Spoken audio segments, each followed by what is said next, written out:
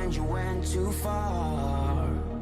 When your ship has sailed and all your dreams are lost, everything is wrong, you feel like it's your fault. Just remember, I will be there for you, baby. Remember, there's nothing out there to get you, don't forget it.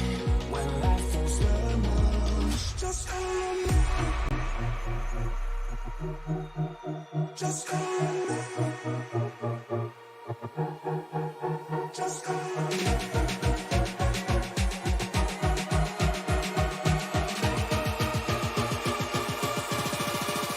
Just call me.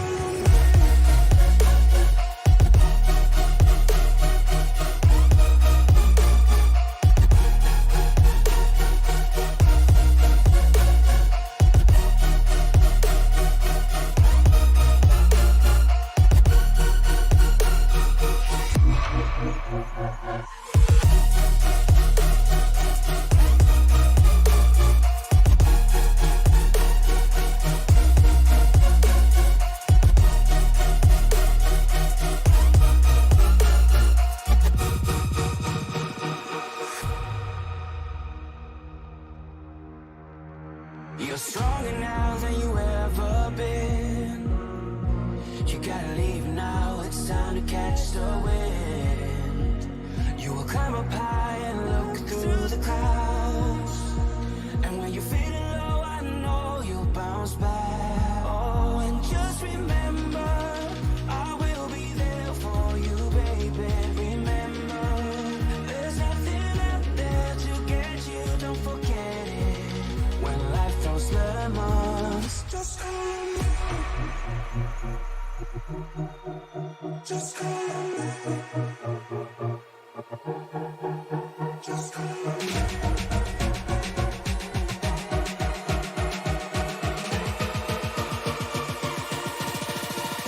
Just call me.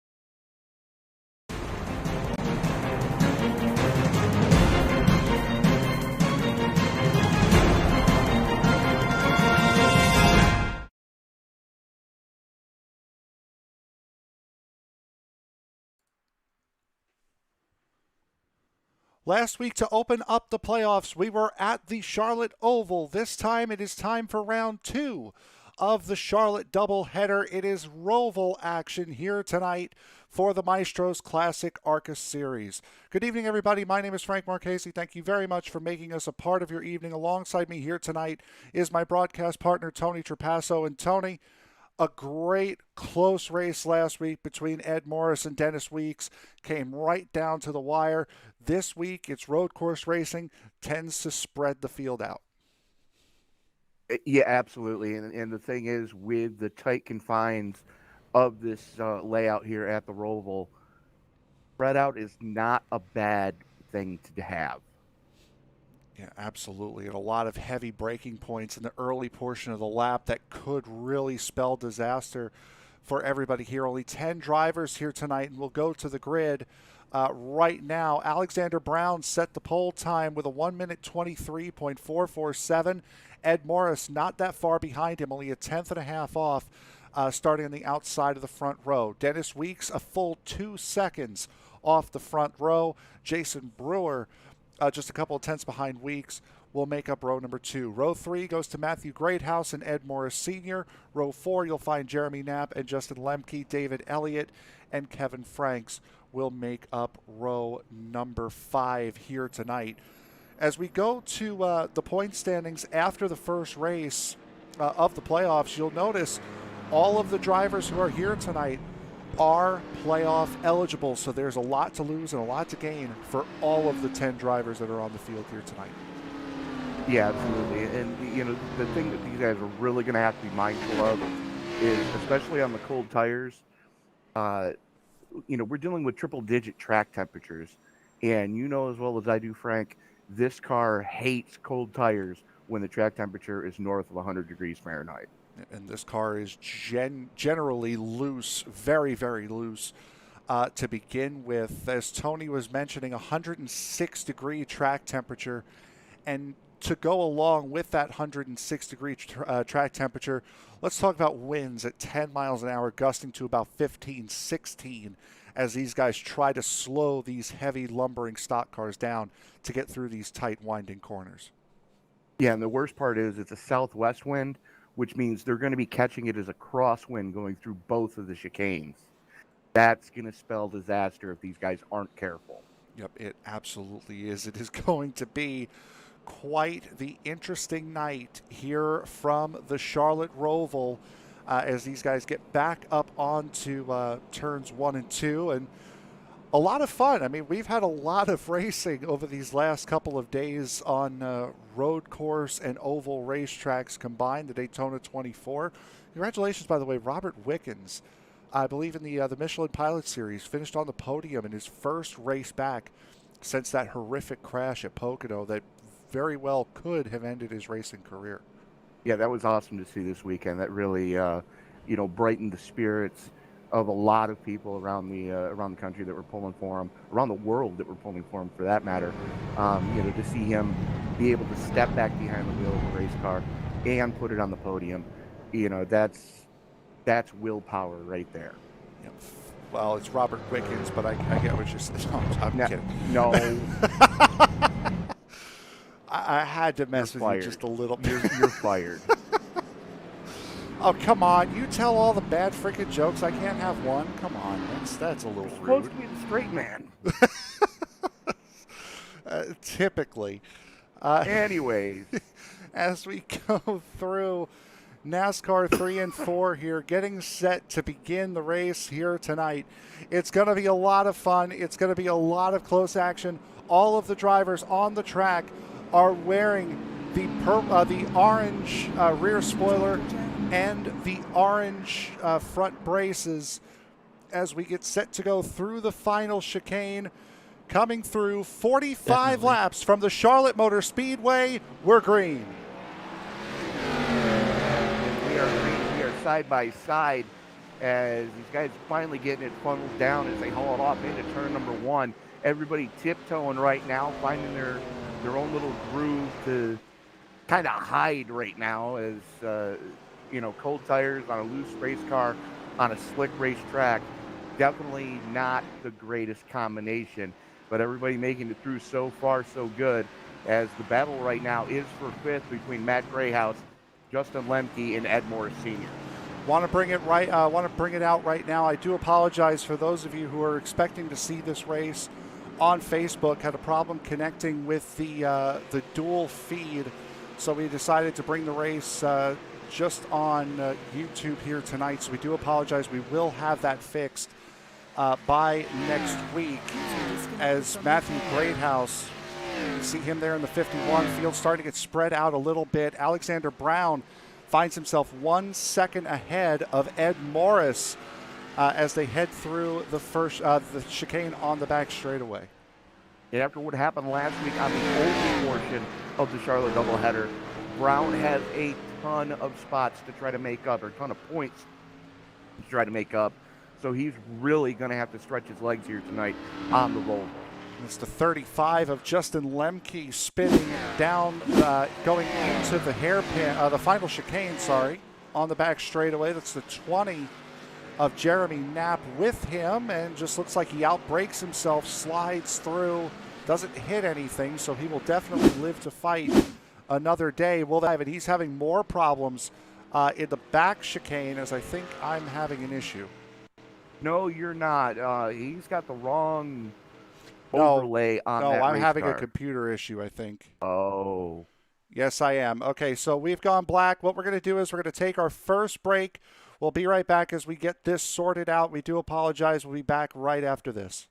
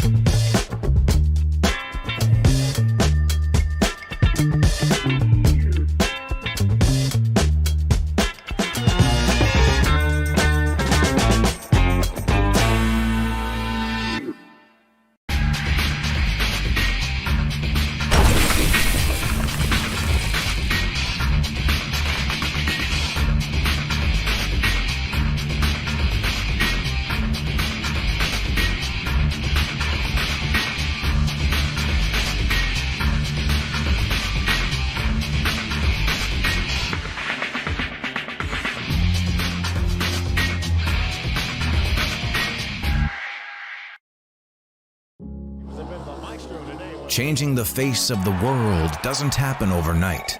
It takes a strong group like no other, each containing unique characteristics, ones that inspire change and progress. To be a maestro is to lead, to inspire, and to create, helping shape both communities and industries. Changing the face of the world doesn't happen alone. It happens with strong leaders, ones that defy all odds. The first generation of barber maestros helped create the movement. The second will define it.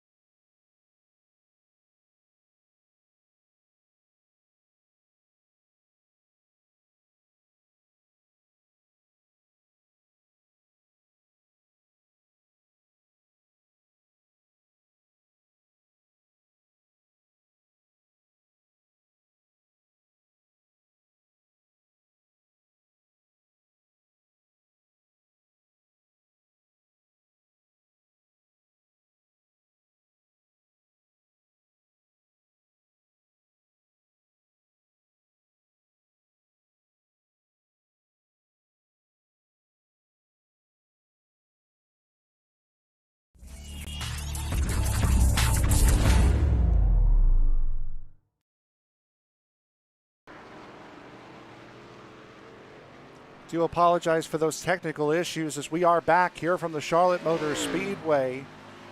Round number 12 action on the season. Race number 2 of the first round of the playoffs. Here is Alexander Brown, your current race leader, now holds about a 3-second lead over Ed Morris. Dennis Weeks has found himself in quite a nice little pocket. He's got 7 seconds in front of him and about 6 seconds behind him. Closest battle for position on track right now is the 51 of Matthew Greathouse. He's got Jeremy Knapp less than a second and a half behind him. Ed Morris Sr. also closing the gap on that number 20. Yeah, absolutely. Ed Morris Sr. just barely inside the cutoff to make it to the round of 8. So, with it being a short field here tonight, every point is going to count as, I'm sure Senior would love to join Junior in that round of 8 to try to progress through this playoff system. Junior already has that win after last week on the oval, so definitely looking to join Junior in that next round. as that is Jason Brewer lined up behind him in the 34, pardon me. Don't feel bad. I kept calling it the 304 the first time I was here, too. I mean, it's a nice little sentiment with West Virginia in the middle of it, but that's I could see how that could be a little bit confusing. Only mildly.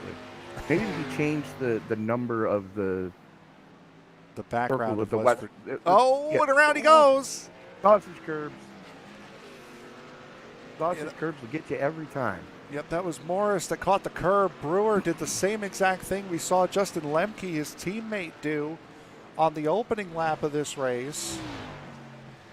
So we'll take a look and see that. Is Brewer coming out of turn 2, or coming out of NASCAR 2. He had lost it well before the sausage curbs. Yeah, just kind of overtook it into the braking zone. A little too much rear brake bias dialed into that thing. As right now, it looks like the 98 of Franks has been having some trouble too, as Senior has gotten by him. And now Brewer all over the 98 as they come through the infield section of the road course. Kevin Franks now falling all the way behind down into the final position as Justin Lemke gets around him. And yeah, Lemke's number 35. As far as the wrap crew, I think they're fired. Yeah, I think so. That's a rush job to say the very least on that 35. It's the wrong template, boys. Yep. Yeah, that's what you would see. Now, typically, there are some instances where you can take one of these templates, like from Xfinity car to Xfinity car, like from the Chevy to the Ford, and it can kind of work. You can't really do that from, say, the Cup car to the ARCA car. Otherwise, that's what you get. Well, you can go from the Cup Camaro to the Xfinity Camaro, and the same thing with the Mustang. It doesn't work so well with any of the Toyotas. None of the Toyota templates line up, and that's kind of what he's going for on that car. It's some Toyota wrap, and I'm not exactly sure what's going on, but the battle for 7th, really hot and heavy right now, is Brewer and Lemke all over the back bumper of Ed Morris Sr. Yep, Lemke's starting to really get into it, as now Brewer makes a dive to the inside of Ed Morris, and Morris Sr. will let both Brewer and Lemke, two teammates, go. However, Brewer overcooks it on exit, and he's going to lose one of those positions. He's going to lose it to Lemke, almost lost out to Senior and Franks as well. Yeah, just overcooked it on the downhill section on that first part of the infield course. And now Morris under heavy pressure from Franks, as the field in front of him getting a little strung out. Brewer almost eats the wall in NASCAR 1. Absolutely. Brewer trying to push. Now that would be turn 9 around this configuration of the racetrack. So this guy's having to slow up big time for this little bus stop chicane. As we'll take a look back out front, is Alexander Brown right now holding a very modest 10-second lead over Ed Morris. As Morris in that number 7 trying to roll as well as he can through this round. Dennis Weeks, the man he was battling all of last week, about 5 seconds off of him.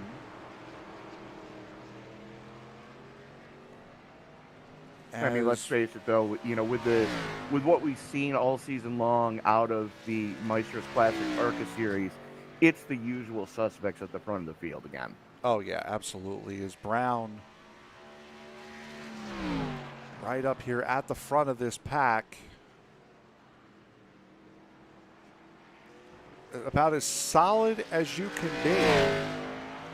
And with this being the only road course on the playoff schedule, this is definitely one of those racetracks where if you're going to have a great race, definitely take advantage of it if you know something falls in your ballpark. Yeah, absolutely. And, the thing to be real mindful of is next week we're at the 2-miler at Michigan. So, you know, this is going to be one of those tracks where if you're going to gain points, this is the track you're going to gain points on.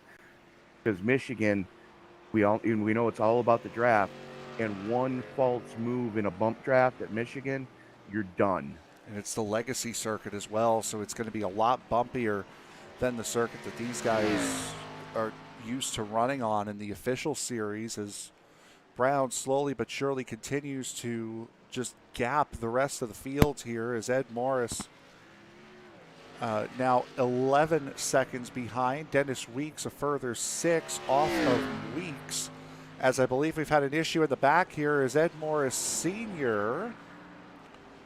might have had an issue. Jeremy Knapp is around in the number 20. Ouch. It's coming out of, I believe, turn 5 onto that little short chute there in the middle of the infield. Well, whatever he hit didn't move.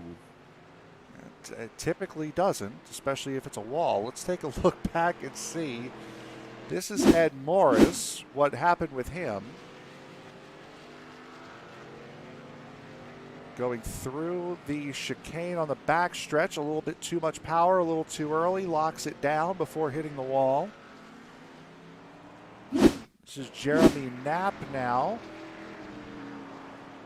It's coming out of 5. And it looked to be much of the same. And boy, he hit that inside wall a ton. And then as we were looking at Knapp, Matthew Greathouse in the number 51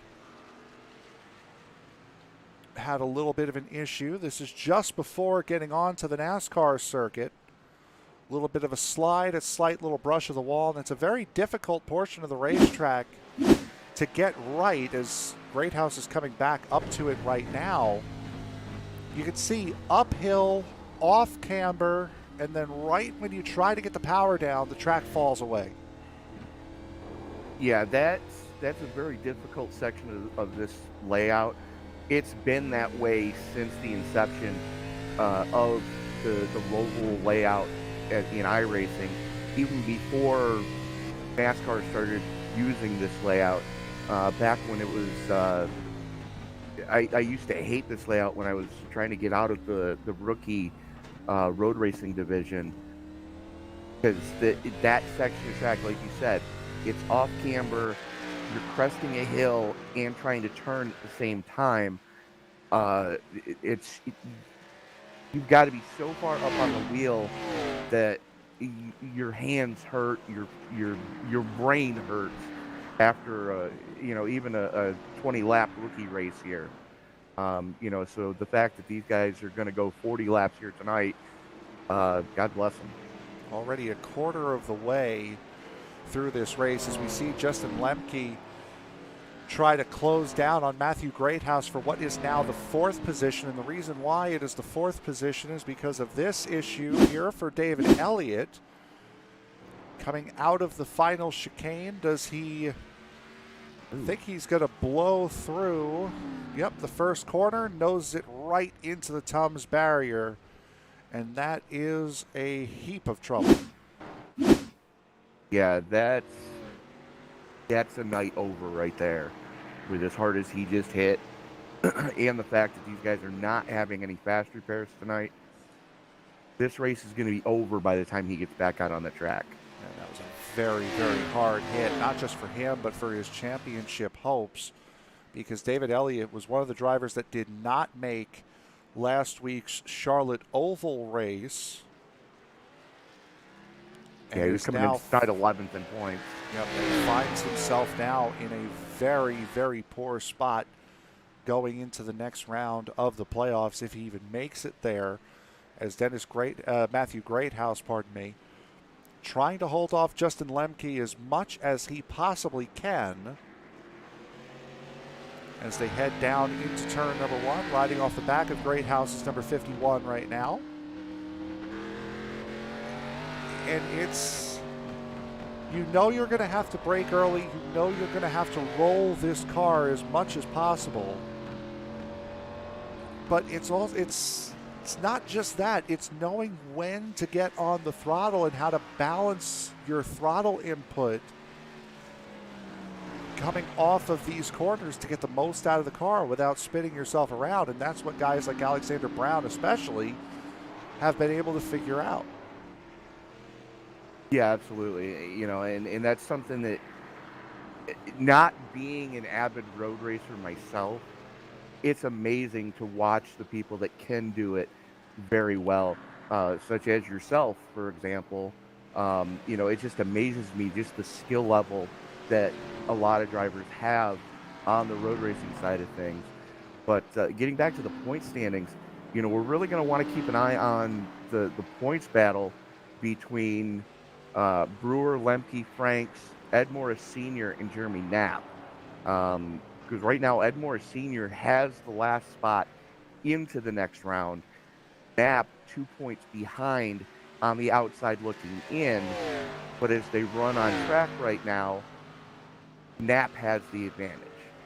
You're seeing the point standings on your screen right now as they sit, as Ed Morris Sr. now trying his best to get out of the way of that 67 of Alexander Brown. There's a very good chance of coming out of this race straight up second in points, as Ed Morris bows away. And it looks like David Elliott has put it on the hauler. As one would have figured, as we're almost halfway through this race already. So this is really the battle worth watching here at this point. It's Greathouse in the 51, Lemke in the 35, and not that far behind in the 34 is Jason Brewer.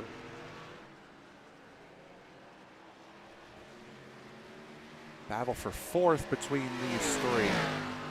Lemke a lot closer to Greathouse than Brewer is to Lemke, but you can see Brewer's very much in the picture here as Greathouse blows the backstretch chicane, and that will promote Justin Lemke, who, remember, went spinning on lap one, back up into the fourth spot.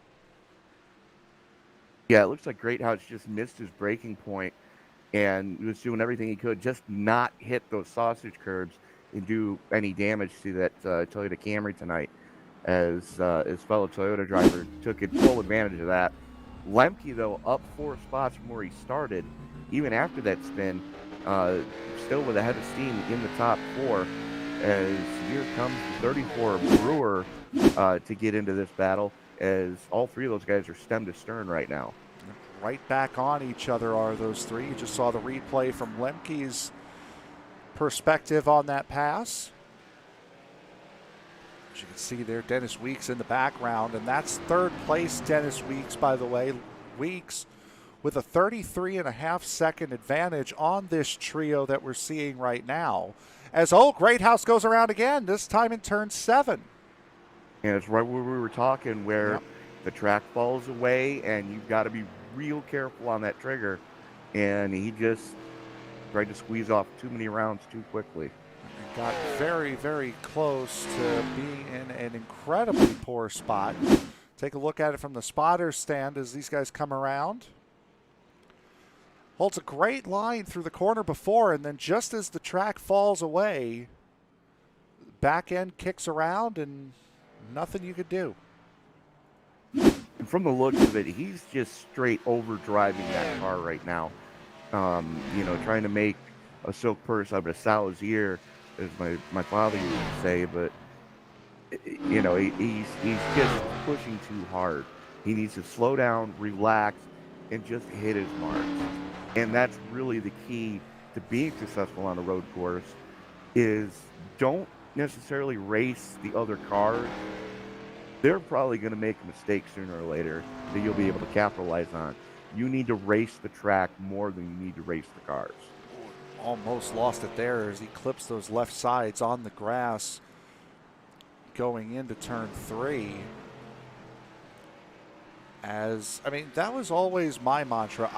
When I race road, I never race in these cars as we see in Jeremy Knapp. I can't get the big power and the slowness of these stock cars, whether it be Cup, ARCA, whatever. I'm usually racing GTs if I'm racing anything.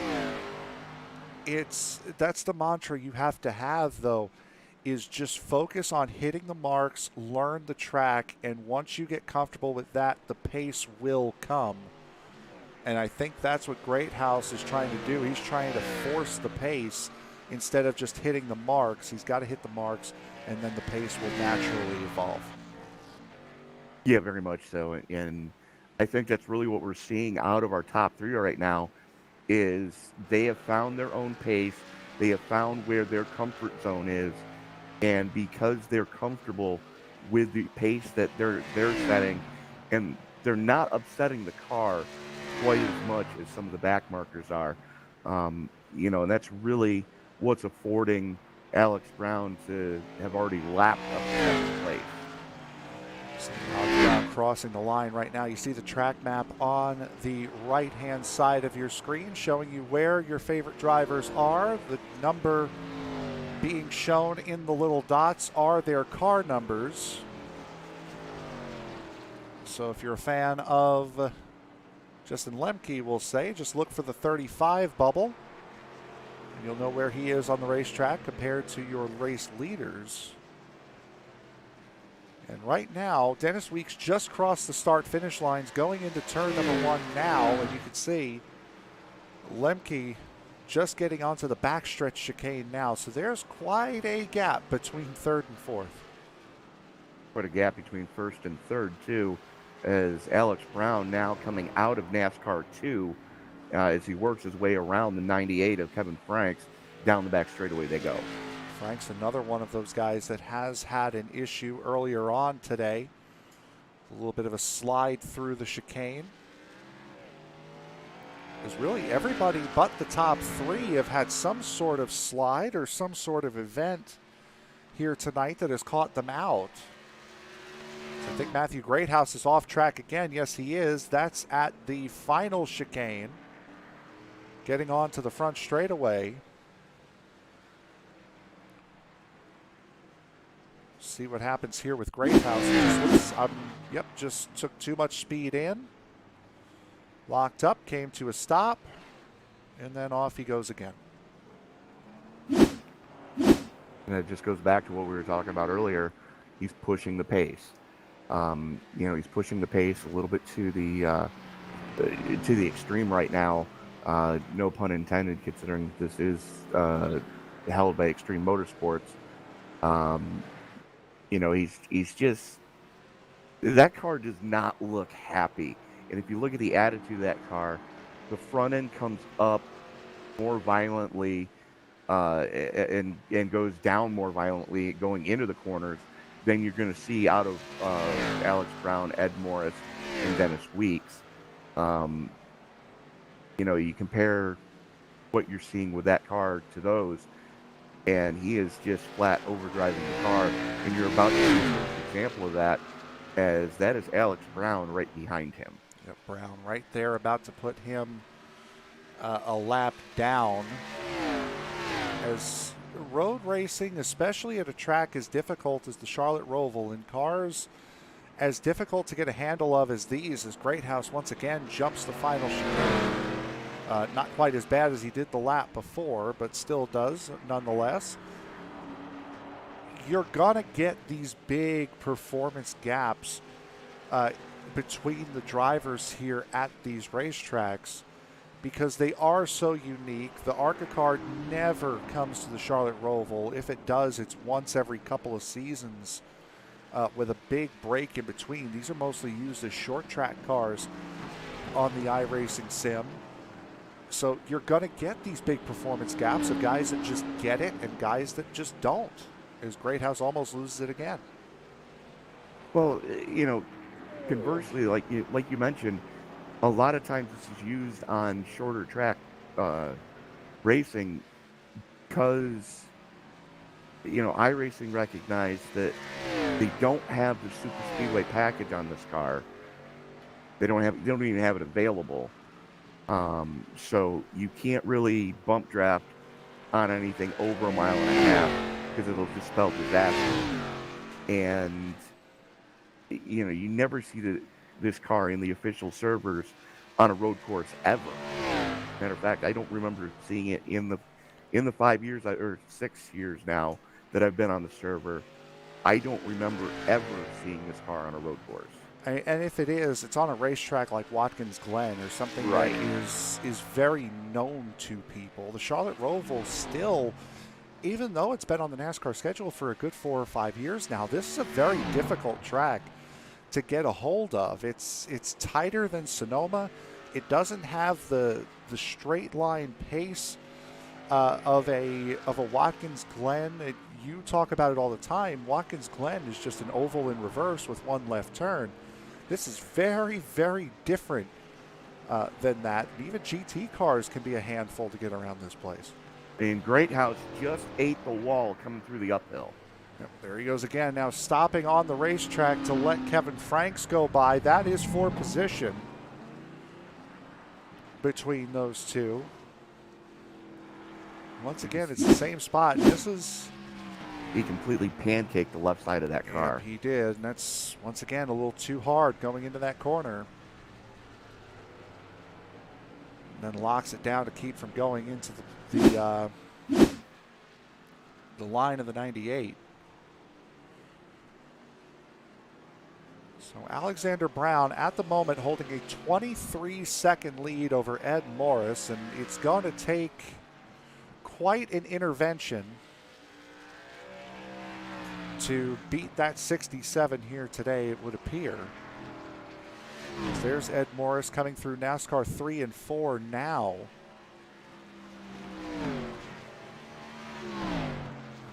What would be turns 13 and 14 on this layout. Now, why don't we take a ride on board with Ed Morris for this lap and just show you what these drivers have to go through. So we'll lay out. You guys have a listen.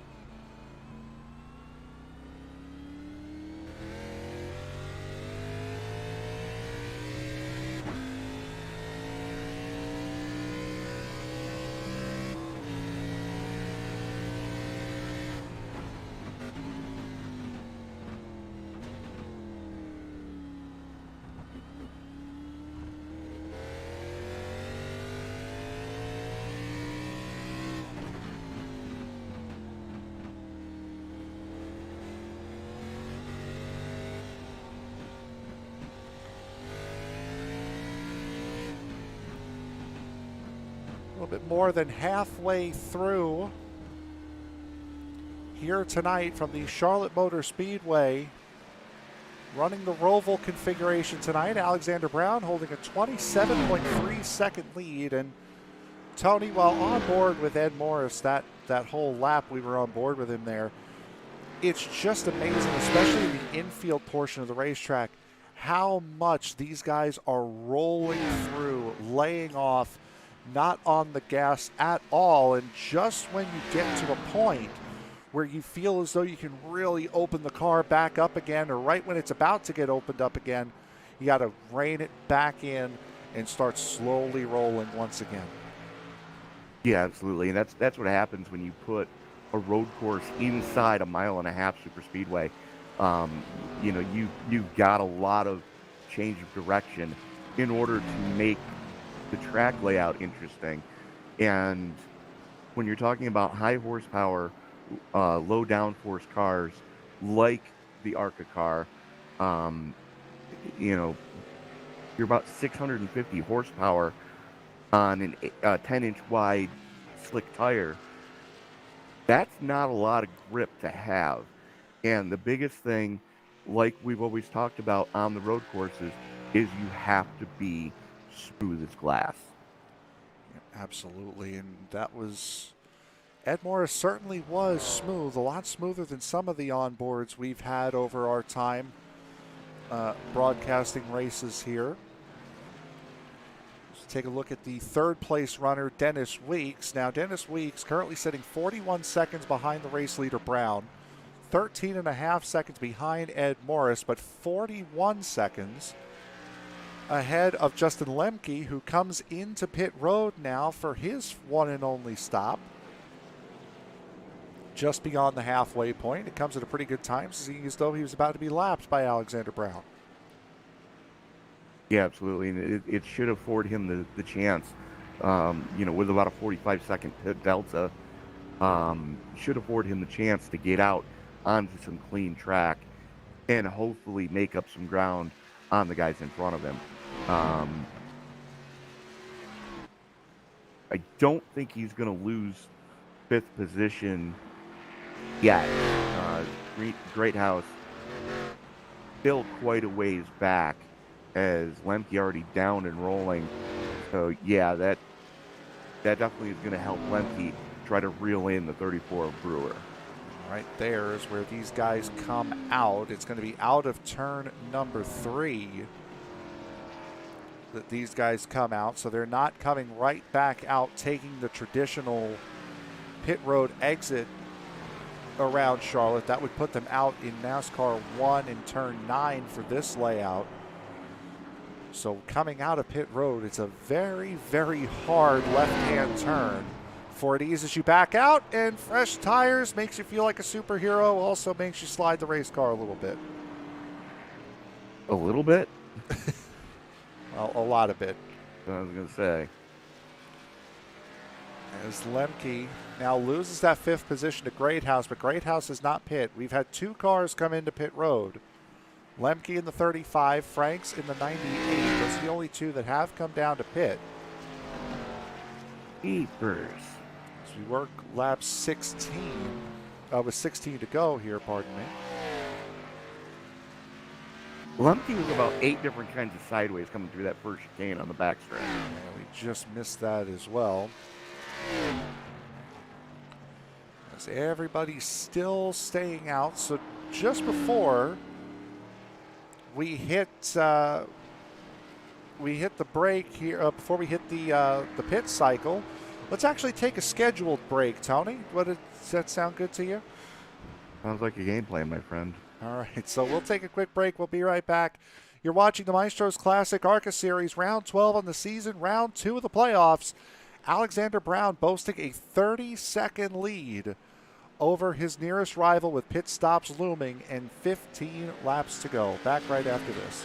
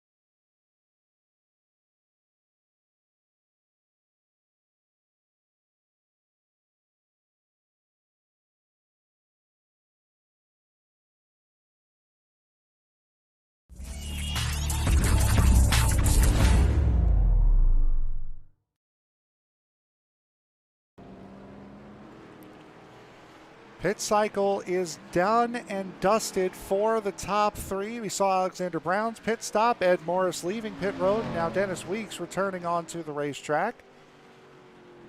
14 laps to go here from the Charlotte Roval. Alexander Brown took the pole and has been dominant from the word go, holding a 31-second lead here with 13 laps to go, and has not relinquished it for a second. Ed Morris currently running in that second position. 20 seconds behind him is Dennis Weeks, and then it's Jason Brewer with his teammate Justin Lemke in the 35, not that far behind, just 2 seconds back. Jeremy Knapp battling for position now with Matthew Greathouse. 1 second the gap there, and just as we went to break, Matthew Greathouse had a little bit of an incident. Coming into the final chicane. A little too hot and heavy. Pulls over, stops as you do, and goes on. Then after that, Justin Lemke, not that long after, comes out of NASCAR 2 into the hairpin, well, into the chicane rather, and slides through just as he did on lap 1. Yeah, as you explain would why expect. Brewer's ahead of him. Yeah, as you would expect on on cold tires. You'd expect that. Holy cow, what a lap.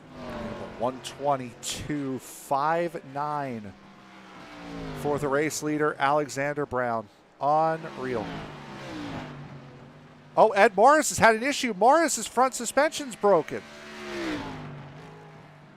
Or is it just a graphical thing? I think it might be just a graphical glitch.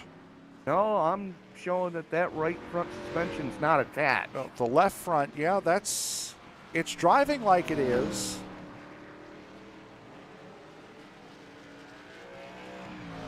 And that might be just a graphical glitch that we're seeing because he's keeping pace. Yep, there it goes. Pops right back into place now.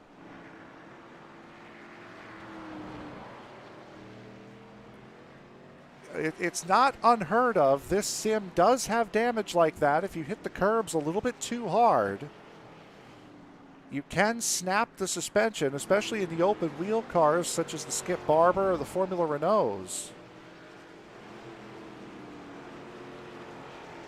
Boy, that was a shock. Yeah, that was definitely a pucker moment for those of us up here in the booth.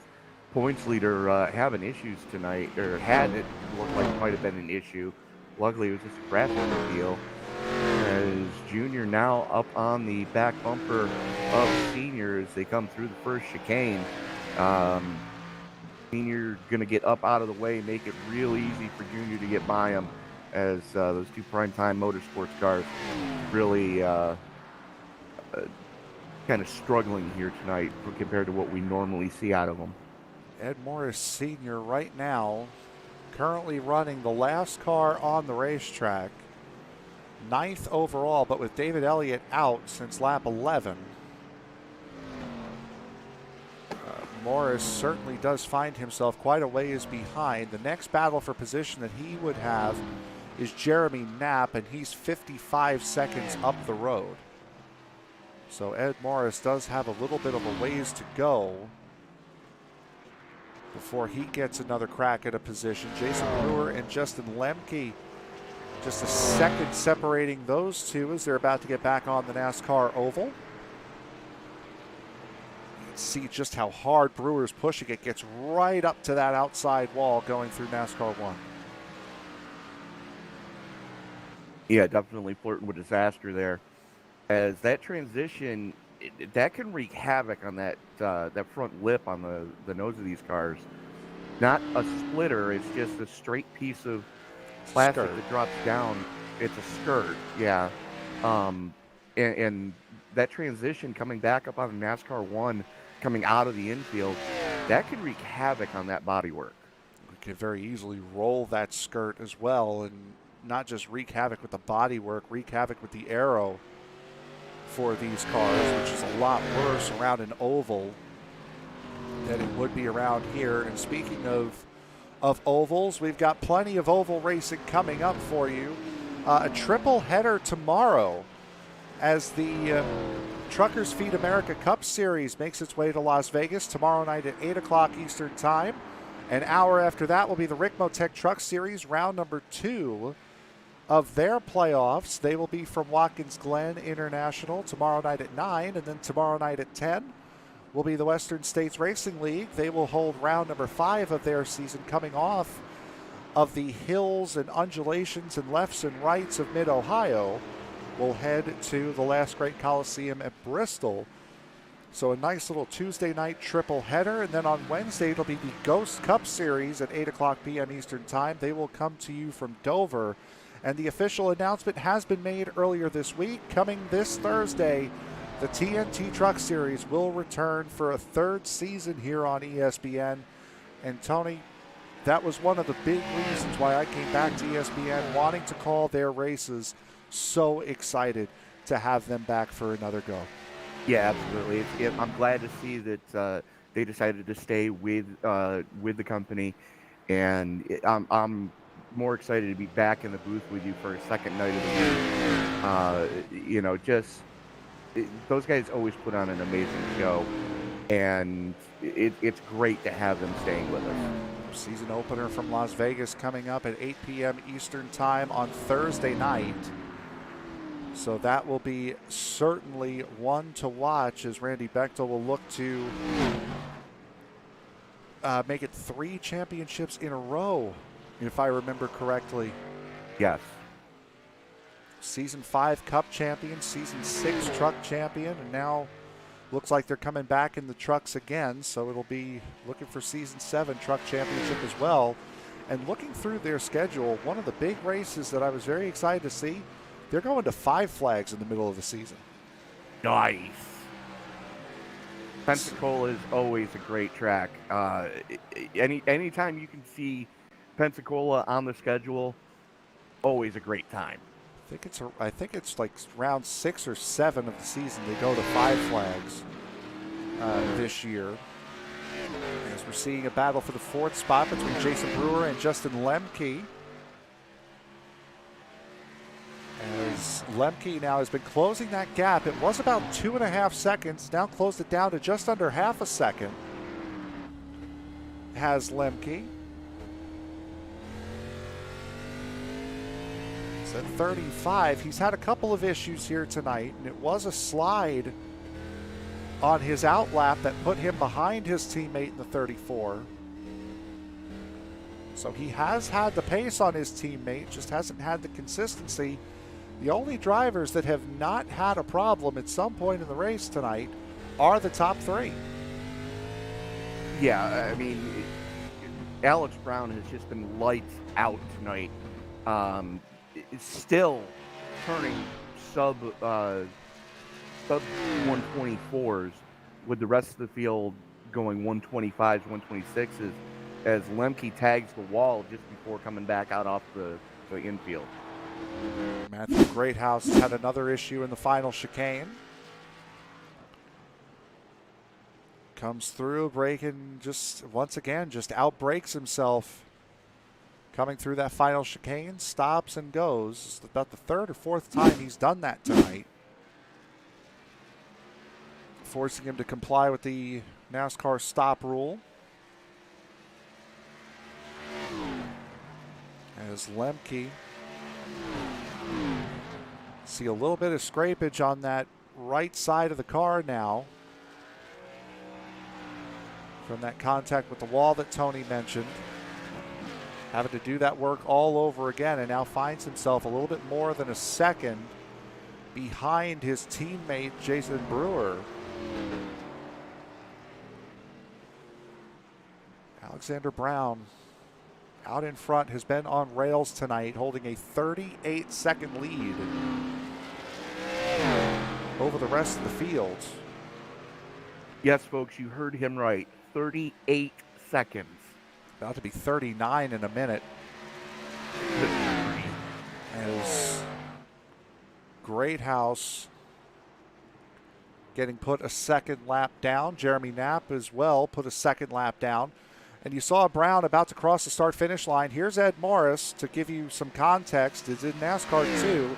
Doesn't seem too far away, but considering you have to drive through the whole infield to get to where he is, yeah, that's kind of a distance. Yeah, that's the only chance he's got is for Alex Brown to step on his own junk. And from the way Brown handled the hot lap session and qualifying and the race so far, I don't think that's going to happen. Here's the third place driver right now. That's Dennis Weeks in the 97 Autism Speaks machine. Battling for the win last week. Now finds himself a minute and 7 seconds off of the race leader Alex Brown and a minute 1 second ahead of the next competitor behind him. So a comfortable little pocket for Dennis Weeks to be able to make a mistake and not really have too much issue riding the ship. Well, it depends on how hard he hits whatever he runs into. Yes. You know, we've seen quite a few guys just biff hard here tonight. But you know, with 7 laps to go, you know, Alex Brown is just had that car on kill, trying to make up for the abysmal week he had last week. For Weeks, leading the most laps last week, finishing second by about maybe a little bit more than a car length behind Ed Morris. It's actually half a car. Yeah. Oh yeah, that's right. They were side by side. I thought that was the final lap. My second to last lap. My bad. Very close finish between those two last week. It's not going to be quite as close this week. Not anywhere near. And I'm thinking that, you know, with as tough as this track is to get around by yourself, probably not a bad thing. Because the last thing you want is to try to go side by side with somebody through that final chicane. That's just going to end poorly no matter who you are. We saw what going side by side through a chicane will get you in the 24 hours at Daytona. First and second place Porsches locking up on the backstretch chicane, and one of them going spinning. Yeah, and normally, I guarantee you somebody got a butt chewing for that one, because you know as well as I do, Porsche team rules are don't kill each other. And even if you are going to kill each other, don't kill each other, because we don't want it to be a Sports Center highlight. Well, I mean, to be fair to those two, instead of finishing first and second, they ended up finishing first and third. So they got the podium finishes that they were looking for. It just, instead of the top two steps, it was first and third. Right, but I guarantee you somebody got a butt chewing for that one. It wouldn't surprise me. As we are 4 to go, it'll be 3 this next time. Brown coming through the chicane on the back straightaway now. Morris in the 7, 40.5 seconds behind him right now. Brown could almost take another pit stop and still come out with the lead. Well, 44 seconds down pit road from cone to cone, including the pit stop. Brown and Morris were the only two to go cone to cone on the pit stop cycle in 44 seconds. Everyone else did it in 35.5 seconds or longer. Did I say 35? I meant 45. My I was about to ask you about that math. Yeah, no, I thought I had said it, and I'm like, well, maybe, no, let me just say it just in case I did. You were taught Common Core in school, weren't you? Well, the dyslexia also doesn't help either. So, A dyslexic of the world untie. like but I with could be 3 to go, Brown just in command of this one right now. Even if he were to step on his own zone, he still should come home with a podium. Very comfortable spot right now. That battle between Jason Brewer and Justin Lemke for the 4th position after Lemke's incident of scraping the wall, that has fizzled out. What was a half a second gap between the two teammates in 4th and 5th is now a 4.5 second gap between the two. So Lemke's starting to fall off and deciding to take the points over trying to battle too hard with his teammate. Popsicle sticks are in the air for Alex Brown in the 67. The Canadian just dominating today on the road course section of the Charlotte Super Speedway. And, I mean, it just in a class by his own tonight so far. Dominated practice, dominated qualifying, dominated this race, has led every single lap tonight. And that's including the pit cycle. 67 came in and out of the pit cycle first place. Very Formula One-esque drive for this number 67 tonight. And again, we mentioned it earlier, for a car and track combination such as this, it's not that uncommon to get these big performance gaps. And if you know how to handle the car, it's certainly going to show a little bit more on a road course or a technical circuit like this as compared to just being on an oval. Very much so, and we hear the joke all the time. They're making a left turn. Yep. They're making another left turn. Come back in an hour, you won't miss an effing thing. But, I mean, yeah, there's a little more strategy sometimes to oval racing, and we're going to see the strategy really play out next week at Michigan, where it should be a pretty tight pack with all the drafting that's going to be happening. But, you can tell who the wheelmen are, wheelmen and wheelwomen, who knows how to throw a car around a road course. As that was a 35 of Lemke just nosed in to the wall in the infield. Yeah, we'll take a look at that in just a moment. 4 races to go after tonight. Michigan, Legacy Michigan, Iowa, Homestead, and Phoenix. So it's not an easy road to get to this championship, as we see Brown coming out of the infield section for the final time. Lemke has towed it to pit road. We'll take a look post-race at what happened to the 35. So a 5th place position for him has gone and fallen by the wayside, as he will now drop to 9th. But coming out of the final, the backstretch chicane into NASCAR 3 and 4, 67 of Alexander Brown has led from pillar to post. He's got 2 more corners to negotiate. Checkered flag in the air. Alexander Brown comes home, takes the second half of the Charlotte double, and wins here at the Roval. Redemption after last week's disaster on the oval portion of the doubleheader.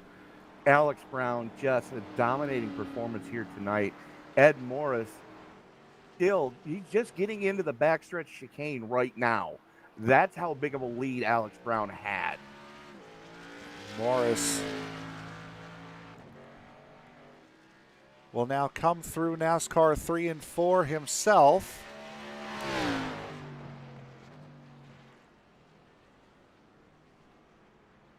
As Morris slowly tiptoeing through the chicane, he will take home 2nd position. And coming on to the backstretch is Dennis Weeks. He probably had the most quiet race of the top 3. But as we've mentioned many times on these broadcasts, just because we're not talking about you doesn't mean you're having a bad day. And I think Dennis Weeks personified that here tonight. I think he's going to be happy to come out of here with a podium, all things considered, and how difficult this track can be to get around. Just being able to come out of here with a good points night, and getting himself into the round of 8 should not be too disappointed of a camper. Jason Brewer's race is officially over as well, but there is the winner of tonight's race, Alexander Brown. Will bring it back around after one heck of a race here tonight.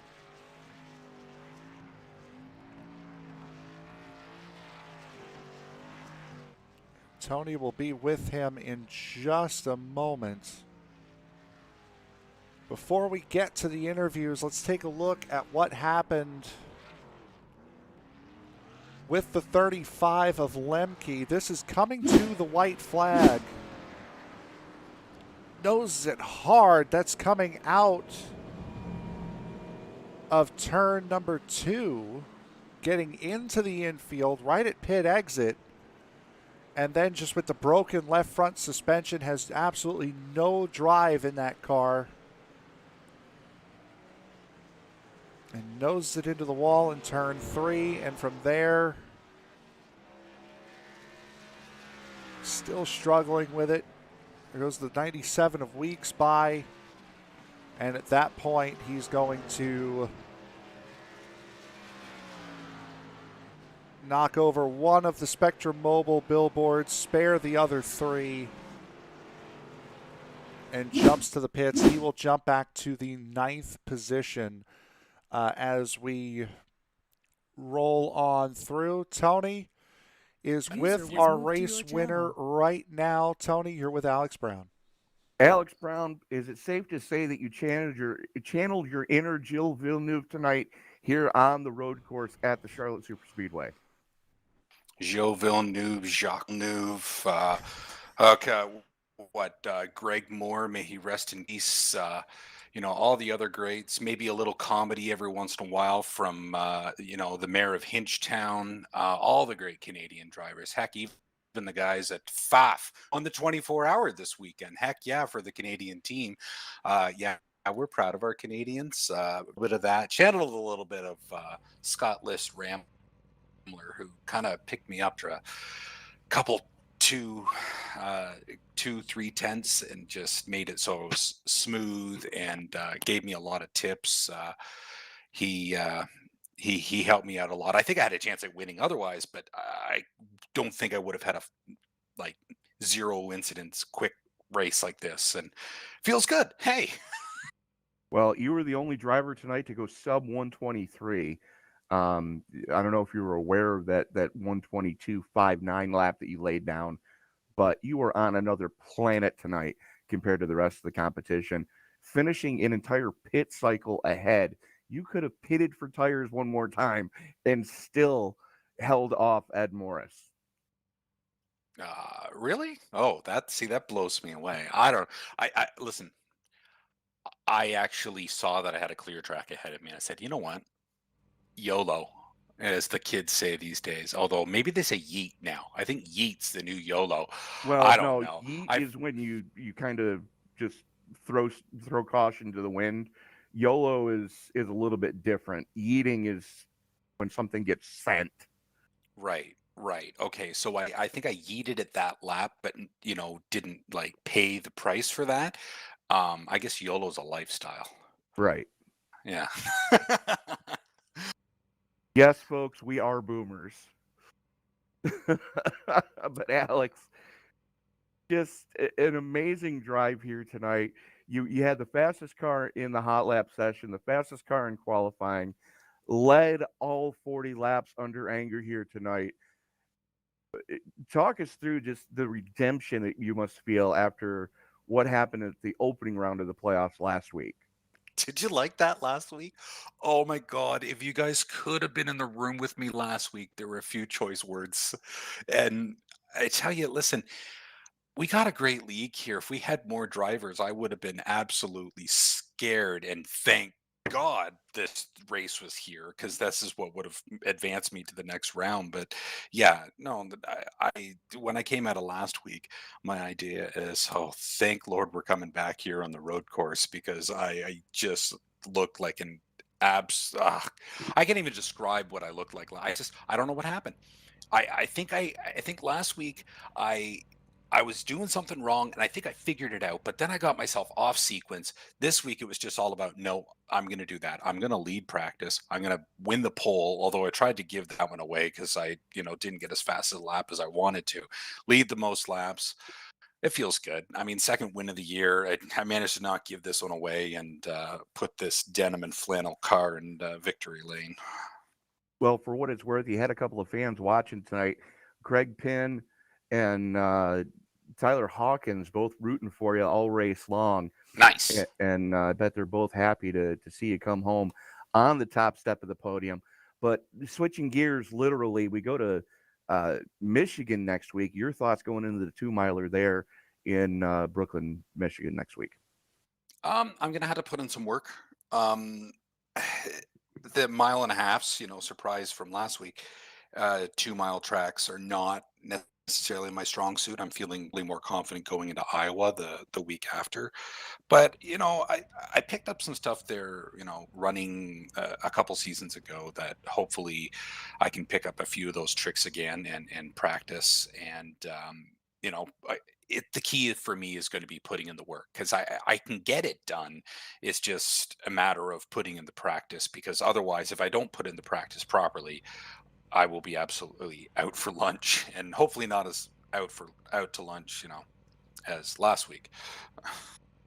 Yeah, absolutely. Is right now with the points battle as tight as it is, every point is going to count.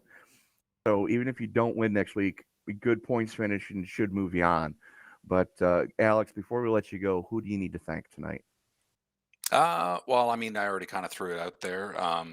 Got to thank Scott Lisserammer for just helping me pick up a few things just to kind of smooth out my lap, and in turn, kind of just get that consistency going. GT Motorsports in general, he's a teammate with GT Motorsports. GT, Tyler Hawkins, team owner there. Thank you for cheering me on. I guess my neighbor down the road, Craig Pinn, who just got into iRacing and was running a Formula V race before this. I hope he won that. For cheering me on and being a fanboy. D-Dub Button Boxes, more importantly, for supporting this car this season. Good Canadian brand. Look them up on Facebook. D-Dub Button Box. DEEDUB Button Boxes on Facebook. Dennis Warren's there asking me how I did last week. I felt like I let him down. But hey, we put in a victory lane this week, Dennis. I hope you were watching. And Maestro's Classic for sticking with us the whole season of sponsoring this series. I tried to grow a beard a couple weeks ago, and my wife told me to shave it off, and I wanted to get some of those Maestro's Classics, but maybe I'm going to have to get some of them shampoo or whatever, to support the sponsor. Ed Morris for running the league, Brendan L. Book for putting up with us on the track every single week, and you guys. Thank you for broadcasting us. Thank you for sticking around, and hopefully we can get a few more drivers in here so you'll have more to talk about. Well, Alex, if you guys keep putting on shows like you did here tonight, we're going to stick around for a long time. Congratulations on punching your ticket into the next round of the playoffs. We'll see you next week in Michigan. Woohoo! Thanks, guys. User was moved out of your channel. User was moved to your channel.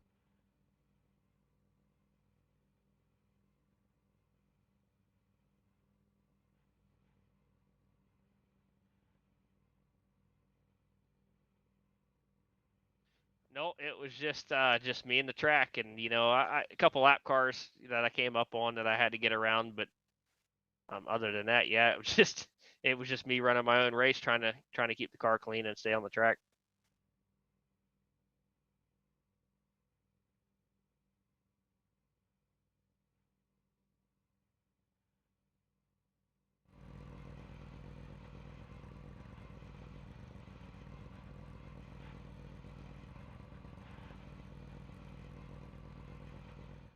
It's Yeah, that's you have to get it mentally imprinted in your mind, that you can't just, you got to be real easy on the throttle, and just because you feel like you're straight and you're heading straight, you can't just jump on the throttle, especially, you get through coming back on the NASCAR too, and you feel like you could really get into it, but you really can't. And even through the infield too, coming through the S's and stuff like that, you're practically off the throttle the whole way through there, just barely getting back into it at certain points. But it's crazy how much we were off throttle just coming around this track. It was almost like the slower and more speedy you were, the faster you were. So you didn't want to overdrive anything, otherwise you weren't you were going to crash or you weren't going to be fast.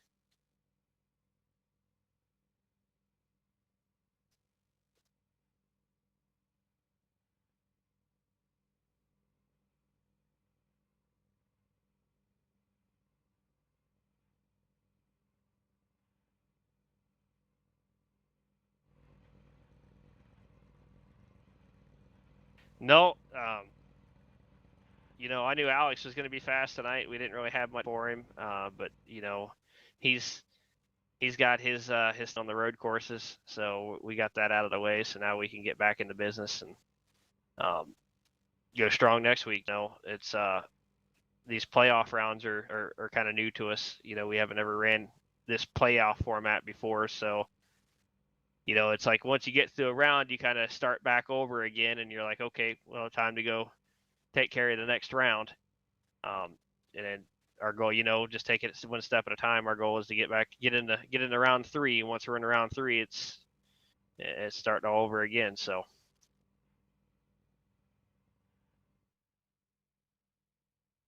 Yeah, thanks to our series sponsor, Maestro's Classic. Appreciate those guys helping out. If you need any beard or hair care, go see those guys. They got some good products. Thanks to you guys for putting on the broadcast, SRM, ESPN. You guys do a phenomenal job. Thank you all the Extreme admins for being here, putting on an organized, great show for us. Appreciate all the fans, everybody tuning in and watching. I do this every now and again. I just realized my mic was off that whole interview, but yours was on, and that's the one that's important. Your second place finisher tonight, Ed Morris. Congratulations, bud. Thanks. All right, so now with my idiocy out of the way, we'll send it back to Tony for our third place finisher tonight, Dennis Weeks.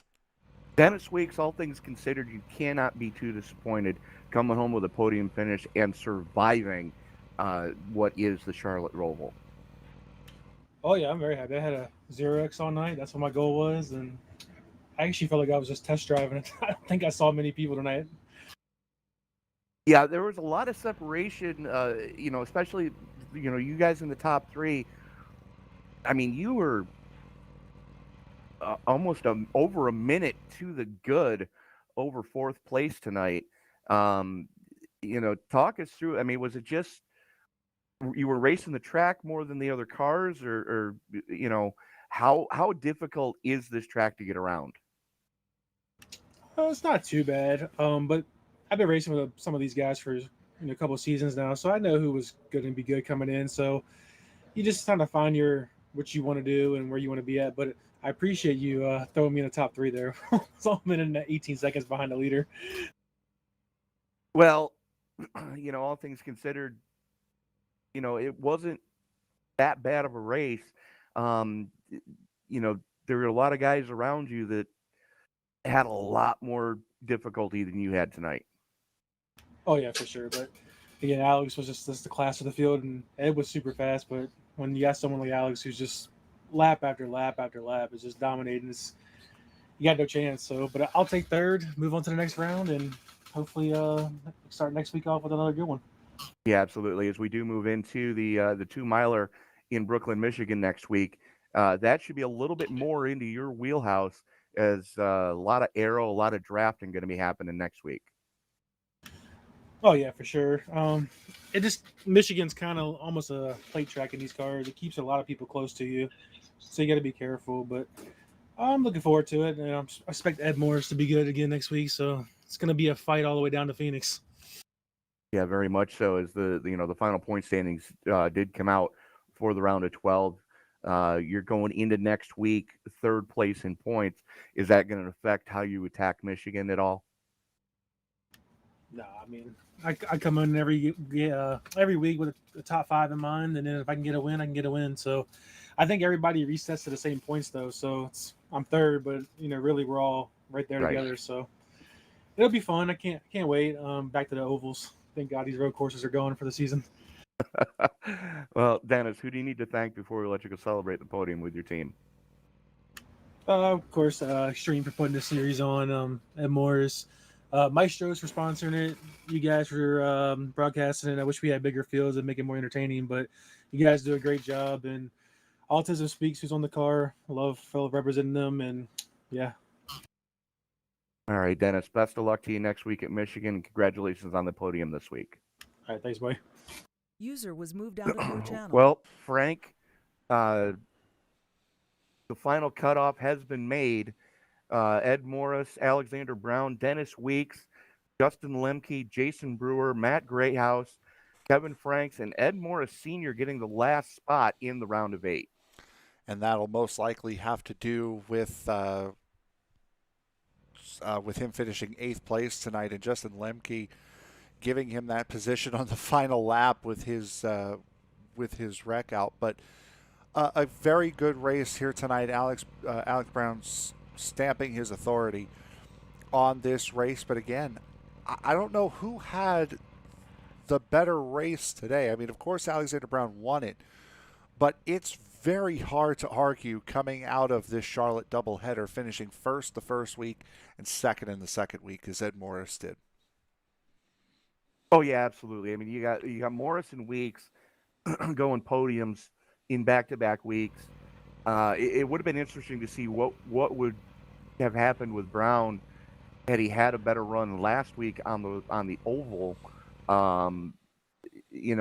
Granted, yes, everybody's reset to 2,000 points going into next week, but the usual suspects, Brown, Morris, and Weeks, all three of those guys have been making statements all playoff long so far that if you want the championship, you got to go through all three of those guys to get it.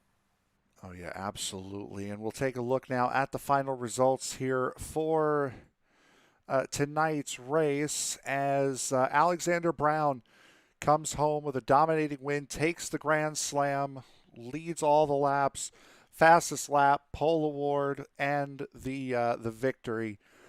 So a big, big night for Alexander Brown, a rare NASCAR Grand Slam. Ed Morris and Dennis Weeks finish on the podium. They're the only three to finish on the lead lap.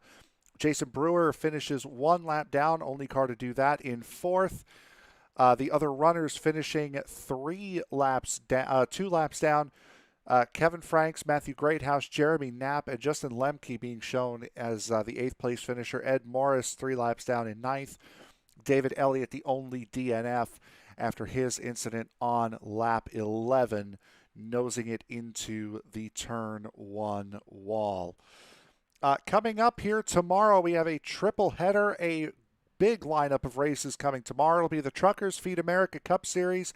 They will be going to Las Vegas at 8 p.m. Eastern Time tomorrow, followed up by the Rick Motec Truck Series, round number 2 of the playoffs for them at Watkins Glen International. That'll be at 9 p.m. Eastern Time, and then at 10 Eastern will be the Western States Racing League. They will be at Bristol. So a triple header tomorrow, followed by a single race on Wednesday. It'll be the Ghost Cup Series coming to you live from Dover. That will be at 8 p.m. Eastern Time. So for my broadcast partner tonight, Tony Trapasso, I am Frank Marchese. Thank you very much for making us a part of your evening. We had a great race here tonight. We will see you again next week for the start of round number 2 of the playoffs at the Michigan International Speedway. Good night, everybody.